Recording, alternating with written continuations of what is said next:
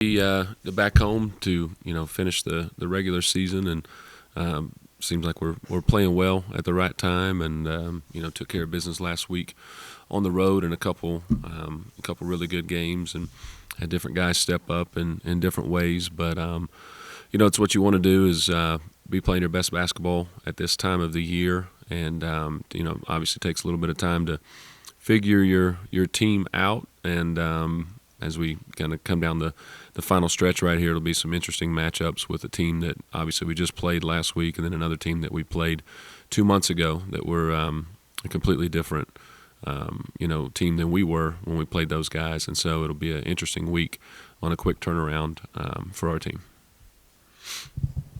Yeah, I guess I'll ask you a little bit more about that dynamic where, like you said, you did play Georgia Southern a long time ago. It seems like at this point, but that was a really good game down there. I don't know. I'm trying to think back if both teams played pretty well, but I know it was a close game. Just how much are you able to take from that previous game compared to maybe some of these other conference games that you've had a quicker turnaround on? You're always going to take some stuff away. Obviously, there's things that we're doing offensively at this point in time that we were still doing, when we played them then. So you've got to be able to kind of build off of that a little bit, see how they guarded your stuff, and make adjustments. Obviously, our playbook and how we've used guys and moved the chess pieces around has changed quite a bit over the last 2 months. But I would say that our biggest change has been defensively. We were really kind of searching at that point in time, kind of for what the scheme that would best fit this group that we have would be defensively, and I don't think we got it right when we played them first time around. And so the way that we're defending now schematically is drastically different than what we were doing when we played them, down there at their place. And it was a great game, overtime game. We had our opportunities. I think we were a free throw or two away from, probably giving ourselves a little bit more cushion down the stretch, and then one stop from winning that game, and we came up short. They were on a hot streak coming into that game, and they were riding, certainly playing well at home, which was a big part of their success this year. But yeah, we're a totally different team than we were, and not just the record and not just the momentum. Obviously those things are important, but just in terms of how we're getting there and things we're doing defensively are going to be totally different compared to what they were 2 months ago. Yeah. And also I have to ask about, Cliff just continuing to play really well for you guys, really on both sides of the court. Like, is this a matter of him just getting to be his most comfortable at this point in the year with being here, or what's accounting for him playing so well right now? Yeah, I think that has a lot to do with it. I think when players are comfortable, then they're going to play at their most confident, and it takes a little bit of time to become comfortable in a new system, at a new place, in a different role than what you've ever had. But he's really embraced that. We talk about Cliff all the time being one of our toughest players. He is a yes sir, no sir, high energy guy. We reference it a lot, just to kind of go off topic a little bit. There was a point in probably January where he just noticeably had a different energy coming into practice every day, and his voice was loud, and it's just become contagious amongst our group. And he's played better. Obviously, guys around him have played better. He's expanded his entire game. He's not just a prolific three-point shooter, but he's driving the ball. He's sharing the ball. He's building his game off of his greatest attribute, which is being an elite shooter.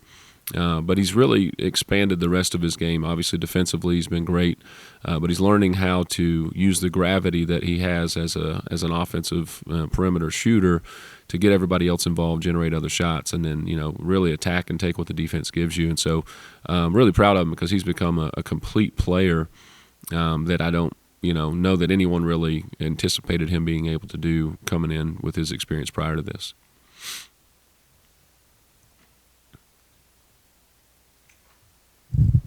You talk about Gabe a little bit too and how he's adjusted. Obviously, we're pretty much through the regular season, but his adjustment coming from NAI and I guess COSE in the same vein.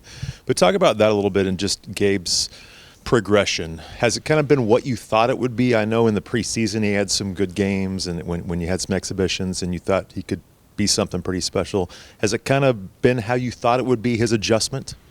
Yeah, I think so much of it is getting adjusted to this level. Especially when it comes to NAIA players at his position.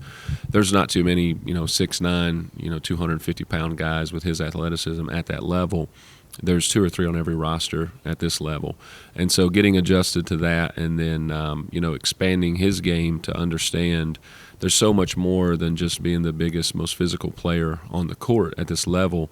You have to be a master of your details. There's so many things that you have to learn, and you have to be able to tweak those from game to game. He's seen a lot of double teams and blitzes this year, and they've come at him in waves. And it's obviously not only is the primary defender guarding him better than what he's seen over the last 3 years, but the secondary defender and the schemes that are coming at him are just more dynamic than what he's seen. But he's an incredibly smart person and player, and he really works at it to understand what it is that we're trying to get accomplished that day on both sides of the ball. And I think even for him, probably simplifying some of the things that we've done, especially on the defensive end, has really helped him to not overthink and allowed him to kind of tap into some of his instincts a little more frequently than maybe it was when we were kind of maybe bogging him down with a few extra details. But he's shown some incredible versatility, especially on the defensive end. We've been able to put some lineups out there to go against other teams where we can do some switching. We can do some late clock. He's proven to show the ability to sit down and guard smaller, shiftier guards, and just opportunity for him to showcase not just his athleticism, but his discipline has probably been the biggest difference for that. But he's about where we thought he would be. I think sometimes he gets in a little bit of a hurry, gets himself a little bit off balance, but when he can have the game kind of mapped out for him ahead of time, it gives him great confidence, and it allows him to play with the pace that, lets him go out there and get 21 or finish at the rate that we know that he's capable of, like he has the past few games. We've talked a lot the last few weeks just about your defense and how it's much different than it was, and it's different schematically on what you're doing right now. Do you see it with your guys, though? Do they feel now very comfortable with what you guys are doing? Because it's one thing for you guys to figure out as coaches what you need to do, but I think it's taken some time for the guys to really feel comfortable. Do you feel like they're in that spot right now? Yeah, without question. And I think, especially as you get down to the latter part of the conference season, you're playing teams for the second time. That helps.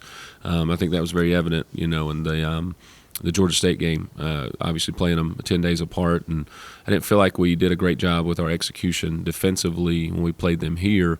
I thought we did a masterful job of it, on the road the other day, of just taking them out of their actions, but also finding that balance of, being disruptive without becoming too extended, because we're not a very good defensive team when we get overly extended. And some of the changes that we've made defensively have simplified what we do. Maybe we're switching a few more actions that we otherwise normally wouldn't do, and it's allowing us to not get as extended, to build our defense from the inside out, and maybe not focusing as much on matchups as it is just our collective protecting the paint and guarding as a unit has probably been a better strength of this group, and I think they have grown in their confidence in that and being able to apply it game to game. It was Connor last week asked about guys stepping up when J-Mac was out for a few games, and that should pay off down the road. Well, I'm guessing a month ago or more, if Brad and J-Mac combined for 10 points, you probably don't win the basketball game, especially on the road. That happened on Saturday. Does that show kind of the collective effort that your team now plays with and the confidence that they all have? Yeah, absolutely. I mean, I thought Eddie played one of the best games that he's played all year. He was handling the ball. He was driving, attacking, finishing. He was setting his teammates up. He was great defensively. And so much of that is he needed to get that confidence when those guys were out. And I think that's the mark of a really good team, is that some of your better players aren't always at their best, or maybe the other team does a nice job of schematically taking them away and making someone else beat you. But when you've got other guys who can step up and drawing on that experience from getting extended playing time when you don't quite have a full deck, that's what the glass half full approach that you really want to take away from those experiences, even if you didn't win those games, like a couple of those that we had on the road, or even here at home without J-Mac. And so, that's been a huge difference for our guys. And, Kosei's been such an incredible spark plug and just energy giver for this group because, I think he was 1 for 7 the other day, but he played great. He played an unbelievable floor game in his toughness, his energy. He's diving, he's defending. He got 9 rebounds. He did so many winning things that may not show up on a stat sheet, and those things are contagious amongst our group and have made a huge difference since he's been put in the starting lineup. Talk a little bit more about Georgia Southern and what do they do that causes you guys problems or could?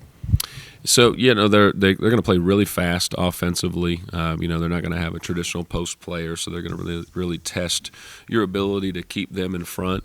They shoot a lot of threes. Their length of possession is going to be very short, and so they're going to try to speed the game up on both sides. And so we've got to do a really good job of making sure that our offense gives our defense an opportunity to get set so that we're playing at the pace that we want. And we've proven, obviously, that we're a very good transition offensive team when we get stops. And so we need to make sure that we do that. But they'll do a lot of switching. And unlike a lot of other teams in the league, they're going to play with a lot of ball pressure. They're going to deny. Then they're going to switch to deny.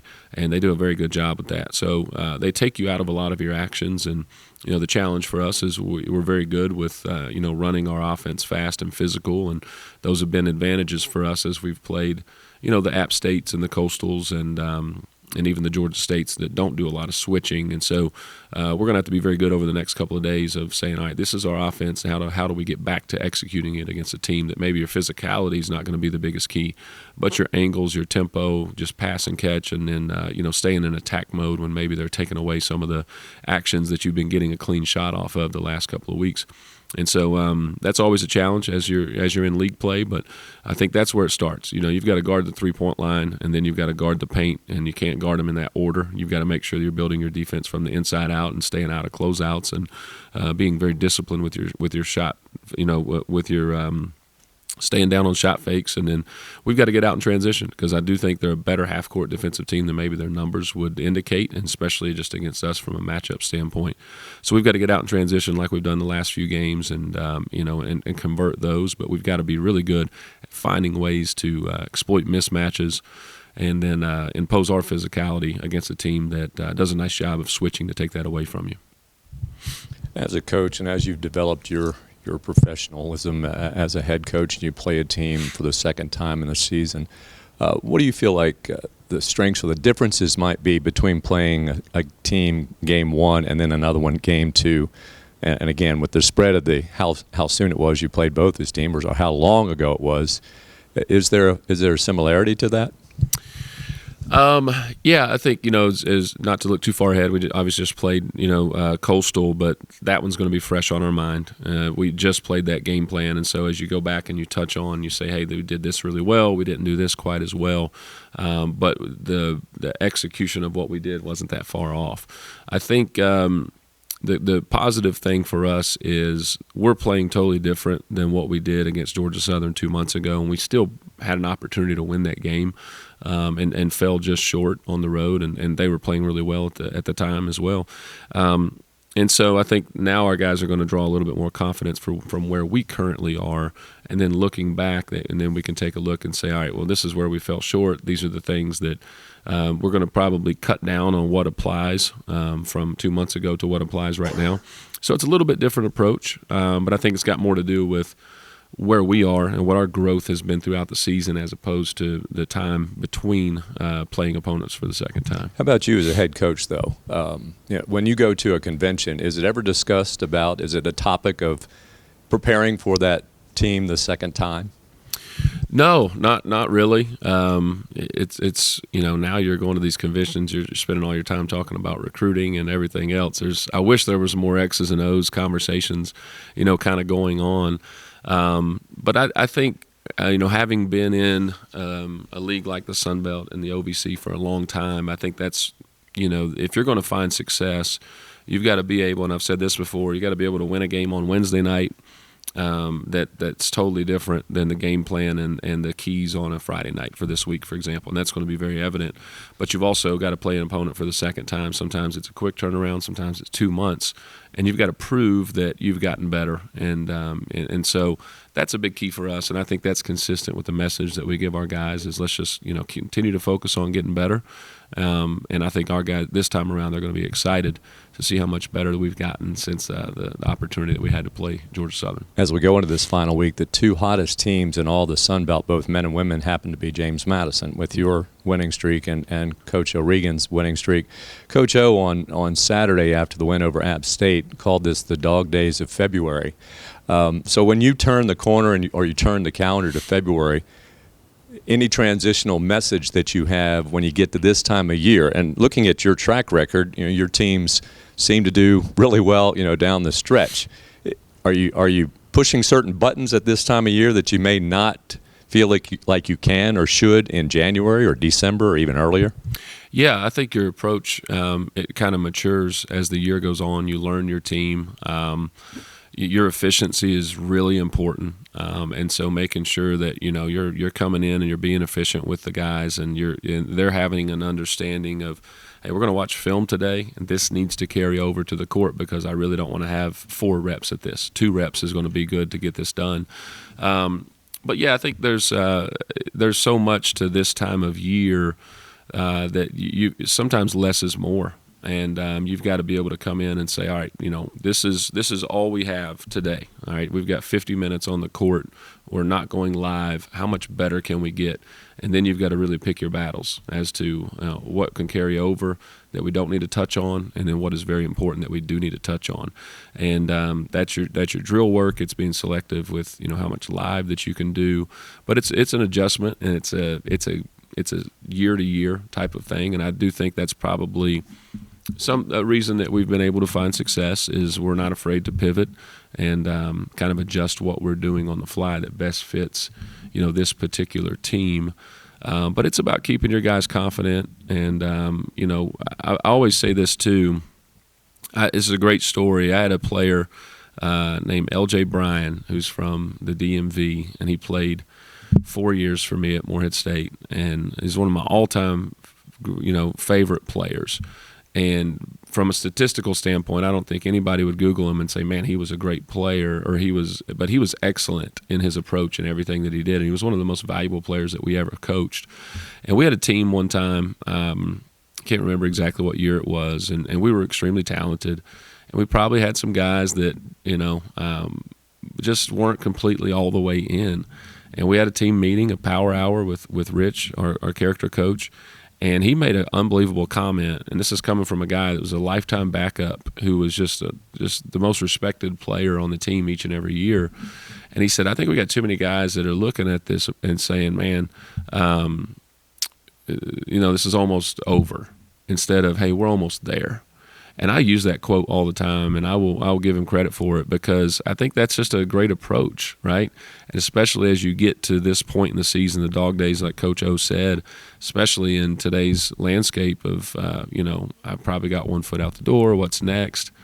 Man, just instead of thinking, hey, this is almost over, think we're almost there. All the stuff that we've worked for. And so we talk about that with the guys. Coming in last week, I sat them down. And I said, all right, here's what you got left. You got 3 shoot-arounds. You got 3 pregame meals. You got 5 practices. And then I kind of broke down, what that means within each practice, things that we do each and every day. And they're like, wow, that's it. That's it. That's all you're guaranteed right now. And then obviously we'll have the postseason, and that's a different conversation that we'll save for that point in time. But don't think, man, it's almost over. Like, we're almost there. This is all we have left to get better. So let's make sure that we're maximizing these reps. And I think that's important so that you're not running from the fact that you're down to the end of the season. The guys know that. There's an added pressure that comes with it, and you've got to kind of hit it head on and give the narrative that you want them to have. And so that's been an approach that we've always taken down the stretch, so that the guys, they can see. And I do think when you get in these dog days of the season, it's a long, tiresome. It's grueling. That's why it's called the dog days. But when you can kind of see that light at the end of the tunnel, and you can get yourself excited to say, all right, 5 practices left, that's all I get, man, let me just go ahead and really find the energy and the excitement and to come in here and get better every day. I think that's the approach that's helped us throughout the years. We'll go a little bit off topic here, but Josh Stephen comes in from Shenandoah. Yeah. He was a walk-on, obviously. What's he done for your program this year? Where has he been in the big puzzle? That's a great question because he is not on either of these stat sheets that's right here, but he has had an incredible impact on our team. He's an everyday guy. I mean, absolute everyday guy, and not just bringing the energy. He's on the scout team. He's going through the walkthrough. He then jumps in and does offense for us and defense. If he needs to get live reps, he's in there, and he's unbelievably competitive. The moment you put him into a live rep, whether we're playing 1-on-1, 4-on-4, 5-on-5, he ups the competitive level instantly. Josh loves basketball, and I think that is a rare trait nowadays, to be honest with you. I think a lot of guys love what basketball brings, and basketball brings a lot of things nowadays in this current climate that we're in. He loves the game. Like, he is in the gym. I don't know, nobody's ever knows this, but if we play a home game and the game's over at 9 o'clock, he is in that gym till 10:30 getting up shots. He's working, and his parents are here. Even though they know he's not playing, they're supporting him. And so that goes a long way to having incredible success for us. And, he got baptized a few weeks ago at our church, and that was an amazing moment, for our team. Gabe got to, read his testimony. And so, I'm thankful he's here. I really, truly am. And he's had a great impact on our team and really on our staff too.